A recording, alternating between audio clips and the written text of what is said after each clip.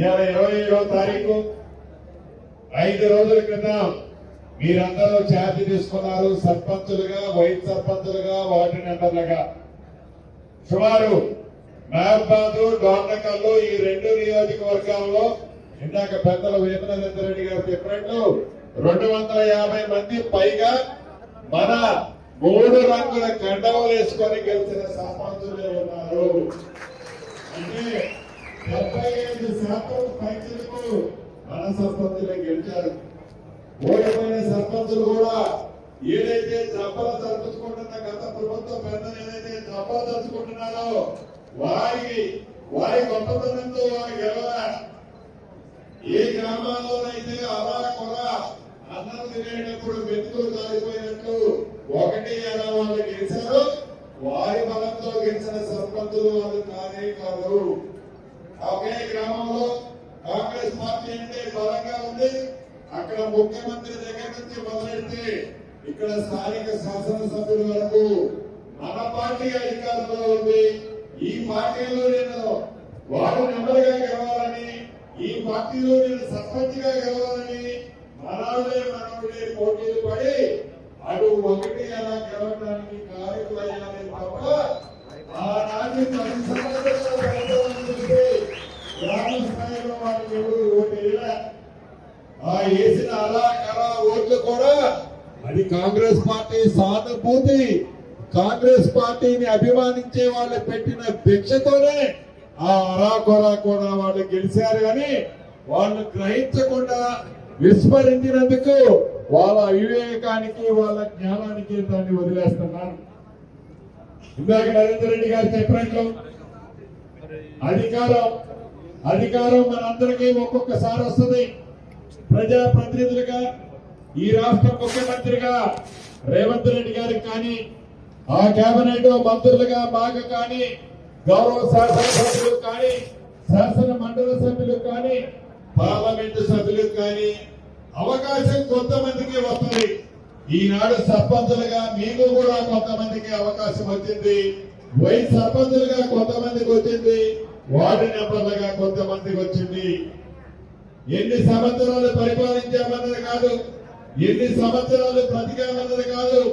ఇందాక నౌకల రామచంద్రారెడ్డి గారు 55 సంవత్సరాల క్రితం చనిపోతే వారి జ్ఞాపకార్థం ప్రజల గుండెల్లో 55 సంవత్సరాల తర్వాత కూడా వారి విగ్రహావిష్కరణకి వేలాది మంది వచ్చారంటే వారు ప్రజాప్రతినిధిగా ఈ రాష్ట్రంలో మంత్రిగా పనిచేసేటప్పుడు వారు చేసిన మంచి కార్యక్రమాలు. ఆనాడు వారు మంత్రిగా ఉన్నప్పుడే గిరిజనులైన లంబాడీలు బీసీల్లో ఉంటే నా లంబాడీ సోదరులు బీసీల్లో కాదు ఉండాల్సింది. ఈ ఆనాటి ఉమ్మడి ఆంధ్రప్రదేశ్ లో కొన్ని ప్రాంతాల్లో ఎస్టీలుగా ఉన్నారు. ఈ తెలంగాణ రాష్ట్రంలో ఉండే లంబాడీలు కూడా ఎస్టీల్లో ఉండాలని కేబినెట్ లో ఒప్పించి మెప్పించి వారి కృషి ఫలితంగానే ఈనాడు నా లంబాడీ సోదరులందరూ ఎస్టీ జాబితాలో ఉన్నారు.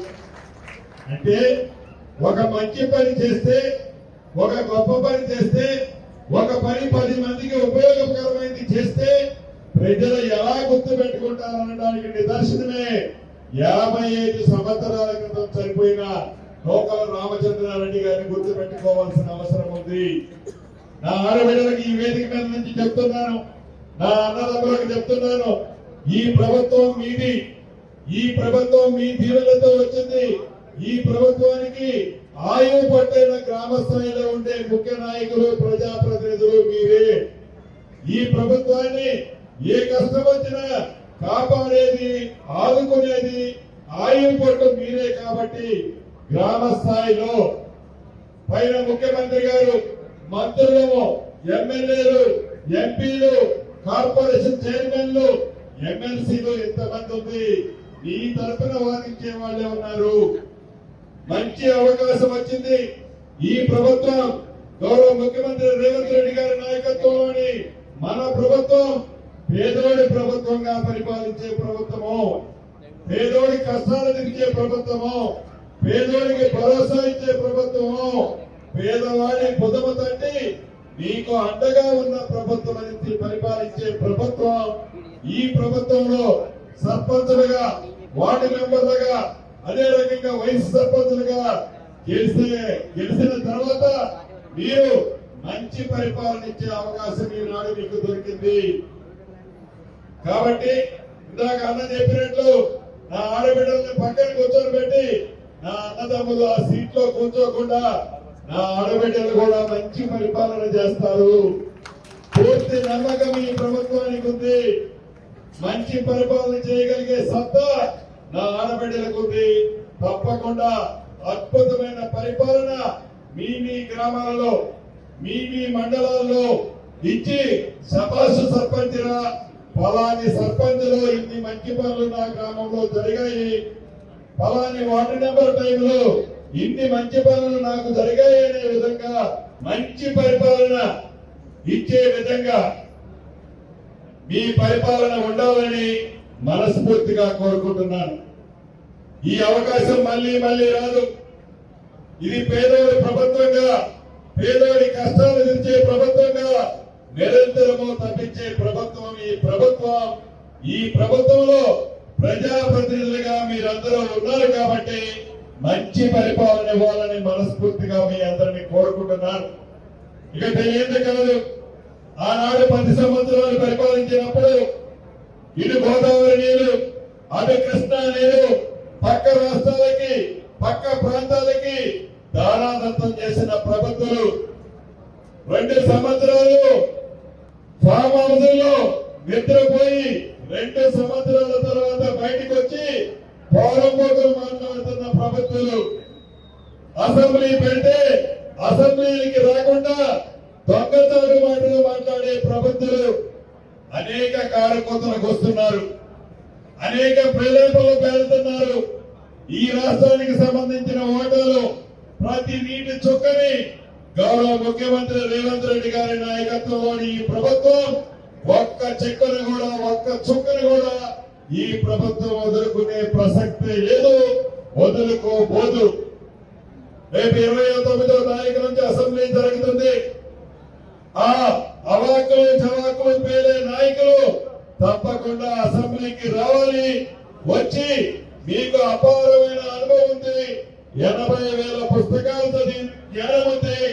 ఆ పుస్తకాలకు సంబంధించిన నా పరిజ్ఞానాన్ని మీకు అందిస్తామని గోడచాటుని కాదు చెప్పాల్సింది.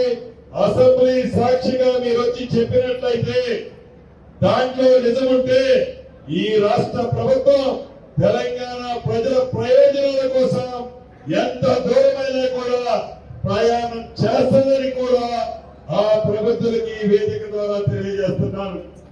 చివరిగా మీకు చెప్పేది ఒకటే, ఇది మాటల ప్రభుత్వం కాదు, కళ్ళబలి మాటలు చెప్పే ప్రభుత్వం కాదు, ఇది దొరల ప్రభుత్వం, అంతకంటే కాదు.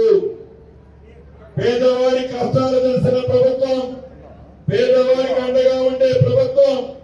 ఈ ప్రభుత్వంలో మీరు సర్పంచులుగా ఎన్నికైనందుకు మీ అందరికీ మనస్ఫూర్తిగా శుభాకాంక్షలు రాష్ట్ర ప్రభుత్వ పక్షాన మీకు తెలియజేస్తూ, కొత్త సంవత్సరం రాబోతుంది. ఏదైతే ఇందిరమ్మ చీరలతో నా ఆడబిడ్డలు కూడా చాలా మంది వచ్చారు, వారందరికీ ఈ రాష్ట్రంలో ఉండే కొత్త సర్పంచులకి, వార్డు మెంబర్లకి, వైస్ సర్పంచులందరికీ కూడా మనస్ఫూర్తిగా రాబోయే నూతన సంవత్సర శుభాకాంక్షలు కూడా ఈ వేదిక ద్వారా తెలియజేసుకుంటూ, కొద్ది తేడాతో ఓడిపోయిన సర్పంచులు కానీ వార్డు మెంబర్లు కానీ ఎవరు అభద్రతకు లోను కావాల్సిన పని లేదు. ఈ రాష్ట్రంలో పరిపాలన ఉంది, నీ ప్రభుత్వమే. నిన్ను కష్టాల్లో ఉంటే ఈ ప్రభుత్వం వదిలేదు. అన్ని రకాలుగా ఈ ప్రభుత్వం ఓడిపోయిన ప్రజాప్రతినిధులకు కూడా, ఈ పార్టీకి సంబంధించిన ఓడిపోయిన ప్రజాప్రతినిధులు కూడా కాపాడుకుంటుందని కూడా ఈ వేదిక ద్వారా నా కుటుంబ సభ్యులందరికీ మరొకసారి తెలియజేసుకుంటూ, ఇంత పెద్ద ఎత్తున ఈ కార్యక్రమంలో పాల్పంచుకుంటున్న నా కాంగ్రెస్ కుటుంబ సభ్యులకి, మిత్రులకి, శ్రేయోభిలాషులందరికీ అభినందనలు, కృతజ్ఞతలు తెలుపుతూ జై కాంగ్రెస్, జై కాంగ్రెస్. అదే రకంగా మురళీ నాయక్ గారిని ఎప్పుడూ చెవులో చెప్తుంటాడు, నిరంతరం ఈ నియోజకవర్గ అభివృద్ధి కోసం తాపత్రయపడుతుంటాడు. ఇందిరమ్మ ఇల్లు రెండో విడత ఎప్పుడు ఇస్తామన్నా అని కూడా చెప్పమని అడుగుతున్నాడు. ఏప్రిల్ నెలలో ఇందిరమ్మ ఇల్లు రెండో విడత ఇవ్వటం జరుగుతుందని కూడా ఈ వేదిక ద్వారా రాష్ట్ర ప్రజలకు తెలియజేస్తున్నాను. మీ మేపాద నియోజకవర్గానికి, కోర్నగల్ నియోజకవర్గానికి, ఉమ్మడి వరంగల్ జిల్లాకి, రాష్ట్రంలోని మిగిలిన 9 పాత జిల్లాలకు కూడా ప్రతి నియోజకవర్గానికి రెండో విడత ఇళ్లు ఏప్రిల్ మొదటి నెలలో ఇవ్వటం, ఏప్రిల్ నెలలో ఇవ్వటం జరుగుతుందని కూడా తెలిపితే జై కాంగ్రెస్.